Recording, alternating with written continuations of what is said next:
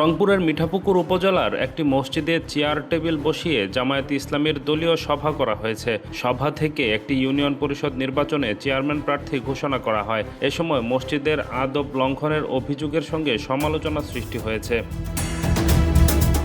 মঙ্গলবার মাগরিবের নামাজের পর উপজেলার ইমাদপুর ইউনিয়নের চকপাড়া জামে মসজিদে এ দলীয় সভা হয়।